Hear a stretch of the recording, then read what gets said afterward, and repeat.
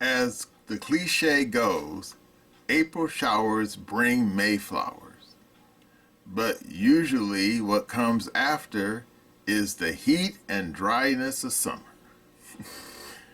Hello again, Essay here. And before the hot weather of the holiday shows up, you should indulge in my new short story, The White Cat, a free exclusive on Substack. The links are down below in description. Join Margot Thompson, a beautiful stage actress and recent widow who finds salvation in the form of a white cat during a night of terror. While checking out my oddball thriller, remember that my Glitch series is still available at Amazon and Barnes & Noble. The links are down below in the description. While you'll find my peculiar story about a white pussy entertaining, that doesn't mean I'm out of ideas. I still have more stories coming down the pike, so as long as I don't run into any mishaps,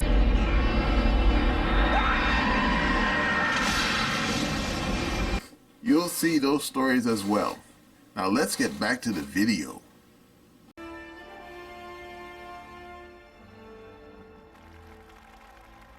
And the Jedi Rebellion has been foiled.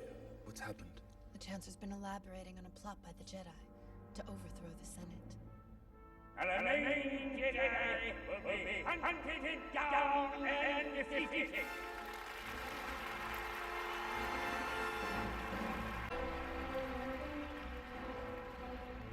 The attempt on my life has left me scarred and deformed. But I assure you, my resolve has never been stronger. In order to ensure the security and continuing stability, the Republic will be reorganized into the first galactic empire for a safe and secure society.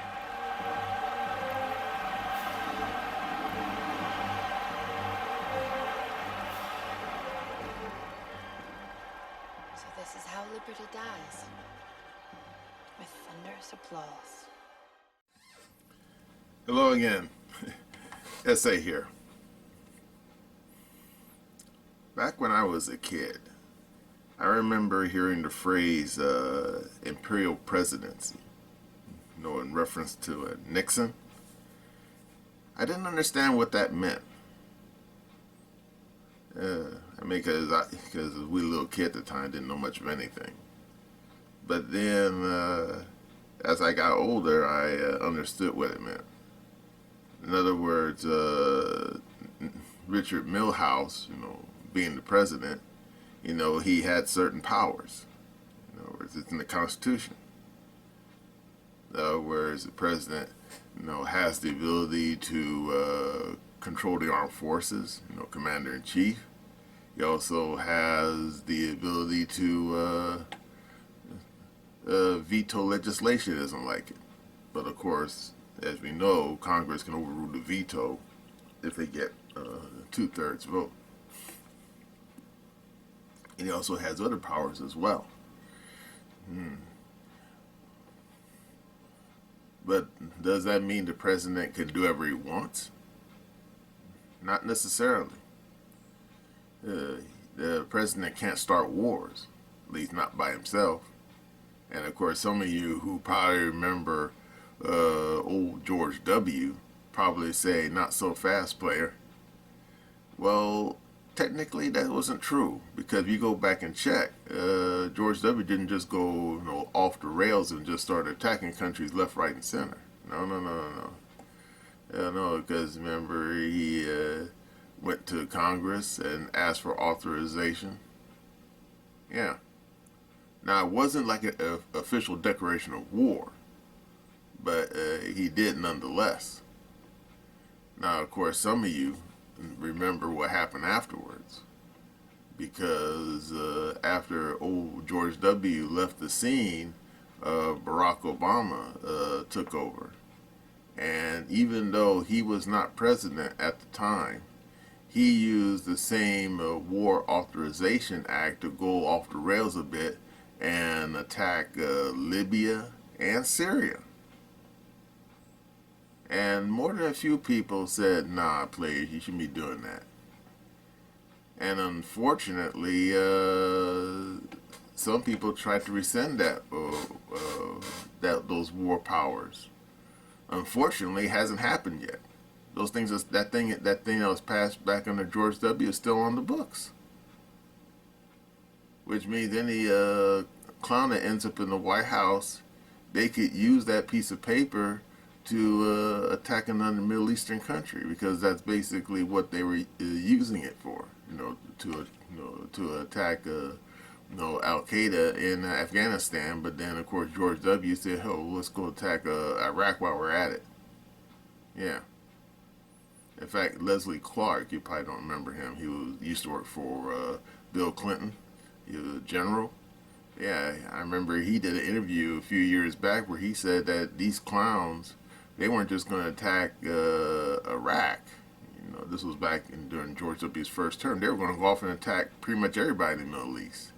They were going to attack Libya, Syria, which we actually saw happen, but also Yemen, Sudan, and then finally Iran.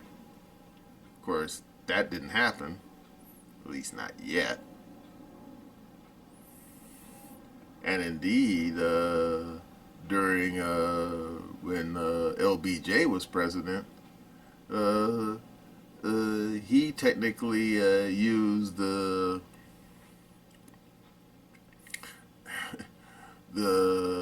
Gulf and Tonkin resolution to attack Vietnam. And then, of course, anyone who was paying attention found out later the Gulf of Tonkin was bunk. Yeah, because I was a wee little kid when that happened, and it came out, I think, sometime in the 80s, that the Gulf Tonkin resolution was based on a lie, that the people in Hanoi had attacked the U.S. Navy out there in the Gulf of Tonkin, except it didn't happen.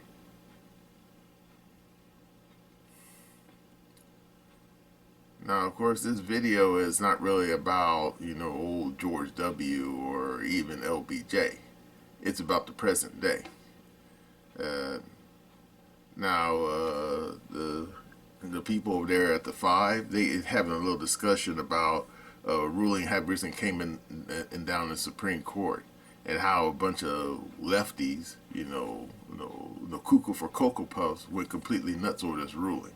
Okay, are you ready? Here we go. His July 11 sentencing now pushed back to September 18th in his New York hush money case. So as Judge Merchan weighs the possible impact of a new Supreme Court ruling on presidential immunity, that's what happened there. Speaking of that decision, the liberal media has been giving some seriously dark predictions. This is a death squad ruling. This is a ruling that says that as long as you can construe it as an official or quasi-official act, you can do absolutely anything,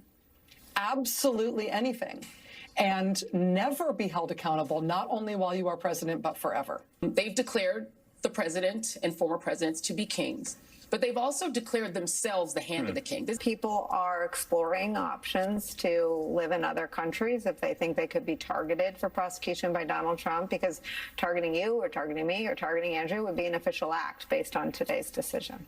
And Democratic Congresswoman Zoe Lofgren, she might raise some eyebrows with the feds over what she said about the Supreme Court. Watch. Theoretically, President Biden, acting within the scope of his official duties, could dispatch the military to take out the conservative justices on the court, and he'd be immune. Think so? Way to lower the temperature in D.C., Greg. Yeah, it's not like Biden needed to do this to create criminal cases for Trump. These dark predictions are a desperate pivot from their horrible reality. But again, they're always pivoting back to the same world that got them into this same disaster, which is Trump derangement fueled by these dystopian extremist fantasies. Like, once again, the world is going to end. obviously, Sotomayor's examples, the media's examples, they're completely ludicrous. People know that. But if you accept that explanation, then you end up having to pivot back into reality that you're stuck here with a dying president who isn't even really in office. It is ironic that the week Joe gets a cold, Trump gets complete immunity. You know, it should tell you something, that maybe you're going about it wrong, media and Democrats. Your foundation for operation is deeply flawed. These flights of dystopian fantasy reveal two problems. It's a drug to escape reality. Life sucks for you right now, but taking more of this fantasy pill might make you think it's going away, but it actually makes things worse. And as a filter to predict what happens in life, it doesn't work. Apocalyptic prisms never pan out. And what that does, it turns the voting base and your viewers into very cynical people. They learn not to trust you. They learn not to believe you. Meanwhile, what do they call us? Faux news, right? Who was right on all of this stuff, right? Maybe, I know Democrats and liberals watch The Five. They hate watch it. They love watch it. Who knows? Who was telling you the truth for so long? And who was lying to you? Who was gaslighting you? Them. Come on over. The water's warm. I'm wearing shorts. And not just because he's got to go to the bathroom in the pool. Judge, I don't know if you saw this, but there's a left-wing group called Demand for Justice, and they get a lot of dark money. And they had that whole retire buyer campaign when they wanted him to get out of the Supreme Court. So they've just announced a $10 million campaign to attack the court and to try to discredit it. And yet then at the same time, they say, what are we going to do about the loss in faith of our institutions? Yeah, well, I think the left can certainly take credit for the destruction of institutions in our country, whether it's education, not having kids go to school during the pandemic and every metric set to make sure they don't go back to school, criminal justice system with this social justice, no bail, letting criminals out again. And the left can also take credit for the invasion at the border and the illegal crime. I mean, I could just tick them all off. It doesn't matter at this point. They can do whatever they want at this point. The American people, I believe, think that, that understand the separation of powers and the three branches of government, and that what we've got is the Supreme Court that has the final say in all legal issues. Let them spend their money. Let them go crazy. It's not going to move anything. In fact, I think it's not as effective as it would have been a year ago because the public's had enough. But one thing, Dana, I'd like to just comment on one thing as it relates to the delay in the sentencing. Oh, okay. Okay, number one is that the people asked for a delay in the sentencing pending the court's decision, meaning Merchan, as to what impact the Supreme Court case has had. But the defense, Donald Trump's team, has asked for the ability to file a motion to vacate the jury's verdict. That's what we call in New York a 330 application. And so that you understand, so that the public understands, even though this is a state case, what is significant about this and may be totally impacted by the Supreme Court's decision is the fact that Juan Merchan allowed testimony in regarding official acts of the president. And so what are we talking about in this state prosecution? It's basically phone calls, it's witnesses in the Oval Office. It was Hope Hicks. It was Madeleine Westerhouse. It was a 2018 filing of his ethics report. And Trump, his team kept saying to Merchan, look, we just got certiorari from the Supreme Court. Right. Can we delay this trial until the Supreme Court decides? Now the whole thing's going to blow up. Right. It's got to be reversed based upon the use of official acts. And you think of all those people that went through having to testify, they wouldn't have had to do it. Yep. All right. Richard, why can't the Democrats just take a chill? I like that. Look, I will say this. I think I expected some form of immunity to come down because of the makeup of the court. It's very obvious that we live in a polarized society, and whoever the White House, whoever picks the Supreme Court justice determines how they show up at the court. I do think for a moment, take Trump out of this decision and have this conversation about official acts, right, and put it into play with the Government Oversight Committee on the House, right, as they continue to investigate Joe Biden, right, which is what they've been doing for the past 18 months with no evidence. All of that goes away. way to me, because if you're looking at anything that the president did when he was officially the president, that's considered an official act. So this whole investigation is now... Oh, so taking bribes is an official act? Well, it depends on what evidence you use to determine what an official act is, which is what the Supreme Court said. Okay, all right. So that means this I'll investigation is over. And then we'll fight about it later. Joey, give you the last word. Yeah, I think if this were reversed, it were a liberal or Democrat president that brought this to the Supreme Court with the same makeup, it would be like a 5-4 decision in favor of immunity. I really do believe that. I think that you can't take the lens of what's happening in the world today out of it, but it's not because 6 justices have allegiance to President Trump. It's because they can sit here and see what is lawfare, and they understand there needs to be a protection against it, because that will be the way forward. All right, ahead, Bill Maher suggesting Gavin Newsom as a Biden... All right, you saw that. Now, of course, anyone who's level-headed knows that, yeah, even under the bad old days of Nixon couldn't just round up people and have them shot in the head. I mean, even Stalin could even do that. Nah, he let his homie Brenev, the guy who ran the NKVD, he did all the dirty work. But yeah, the fact that these people are just, just totally losing their shit over that ruling, and the ruling didn't say that the president could just round up his enemies and have them all executed. Now, we're not talking about the bad old days of Robespierre, okay? Because anyone who remembers that history knows that you had a provisional government in France. No one was really in charge, except for the provisional government, and that guy Robespierre, he went a little bit off the rails and started rounding up everyone. That's why they called it the Reign of Terror. And of course, as history books tell us, eventually people in France got fed up with Robespierre and they chopped his head off. Sounds fair. But the fact that these clowns, as you saw in that video, were just totally wetting themselves, I'm thinking, excuse me, the president just doesn't have the power to just round up people. Now, of course, some of you probably remember what happened under old Abraham Lincoln during the Civil War. And of course, if I remember correctly, Abraham Lincoln, he did invest himself with emergency powers. I mean, it was a civil war going on, and half the country had revolted. We're not talking about out there on the street corner protest signs. I mean, out there muskets and cannons are basically trying to overthrow the government, okay? And he did suspend habeas corpus. And he even tried to arrest, I think he tried to arrest one of the justices of the Supreme Court. Didn't succeed, but tried. And even I think he put some members of the Maryland, Delaware legislature under house arrest. And of course, some of you will say, yeah, that's a bit extreme.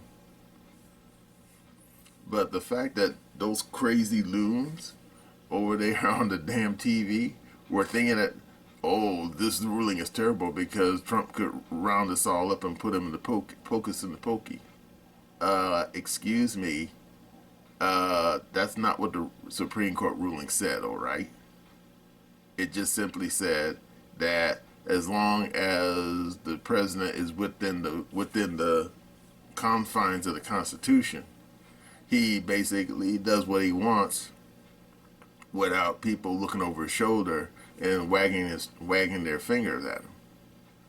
Now, of course, if the president goes off the rails a bit, like Abraham Lincoln, Congress can step in and say, hold on, player. And indeed, look what happened to Nixon. I mean, he went outside his powers when he arranged that damn break-in at the Democrat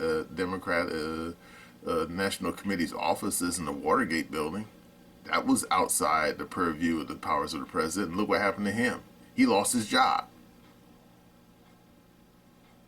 Now, of course, as you saw in that video, the problem with these damn lefties is not only that they're a bunch of kooks, but in many cases, particularly these cultural Marxists, they basically accuse their political enemies of things that they want to do to you.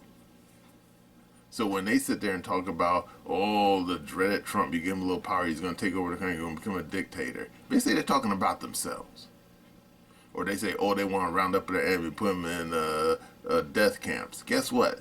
That's them talking about themselves, what they want to do to you. Let's not pretend, okay? That's how these people roll. I mean, you could say it's almost like what Freud once said about the Freudian slip. In other words, they let slip out of their mouths things that they want to keep secret, things that are naughty. Yeah. Now, of course, can a president go off the rails and try to be a dictator? Of course. That can happen to any potentate. And indeed, it's happened before throughout human history. But of course, the problem is, you can only be a dictator for so long. I mean, look what happened to Julius Caesar. I mean, according to the history books, he rolled into Rome and declared himself a dictator of Rome. And of course, as the history books tell us, you know, Brutus and his homies said, nah, we ain't playing that game. And they turned him into a shish kebab on the floor of the Roman Senate. Now, can that happen to a American president who goes a bit off the rails? Of course. Now, of course, some of you say, yeah, but the problem is, what if the damn president has a compliant Congress? Yes, that can happen. And of course, that's why we have three branches of government. You know, the Supreme Court. Supreme Court's supposed to say, nah, you're not supposed to do that. Now, of course, some of you are saying, yeah, but the Supreme Court only has the power of persuasion. It doesn't really have the ability to enforce its rulings. Yeah, I guess if you have like a lawless nation where the various institutions break down, a true dictator would basically ignore their Supreme Court and basically do what they want. Because back, for example, during the days of Boris Yeltsin, there was a brief period when he got into a huge argument with the Duma, you know, which is the Russian legislature, and he was doing things that they basically said, nah, player, you can't be doing that shit, and he basically ignored them. So then they impeached the guy. Yeah, under Russian law of the 1990s, you could impeach the president of Russia. But then Yeltsin did something crazy. He then called up the army, and believe me, there's videos of this. I actually saw it when it happened. I couldn't believe it. And he brought the army and with tanks and artillery, and they surrounded the damn Duma building. And they shot the place full of holes. And then he put the damn Speaker of the Duma under arrest, along with various other legislators. And then you say, well, that's Russia. Russia's always been a dictatorship. Yeah, I'll concede that. Could something like that happen in the United States? You could only hope not, I suppose. But then a lot of things would have to go wrong. You know, various institutions, you know, legislative, executive, the courts all have to break down before you get to that point. Now, of course, some of you saying that's been happening for years, ever since Barack Obama. It seemed like our various institutions are breaking down. Yeah, I'll concede that. But guess what? We're not in that place where the Yeltsin government was back, I think it was 1994. Yeah, I think it was 94. Yeah, we're not there yet. And hopefully we never will get there. Now, of course, in the case of these radical leftists, these kooks, they've been trying to institute their own little revolution for a while now. Remember back when Trump was there, they had all the BLM riots? Well, anyone who was paying attention knows those people didn't give a shit about George Floyd. They didn't know him from a hole in the wall. They could trip over him in the dark and they wouldn't even think twice. Nope. They were basically using what happened to George Floyd, which he turned out to have done himself, which I'm not going to get into, as a catalyst basically a fulcrum to basically raise hell to destabilize the country. And of course, anyone who's been paying attention to recent events, same thing with what's been going on between the Israelis and the Palestinians out there in Gaza, which I have to admit has kind of simmered down a bit.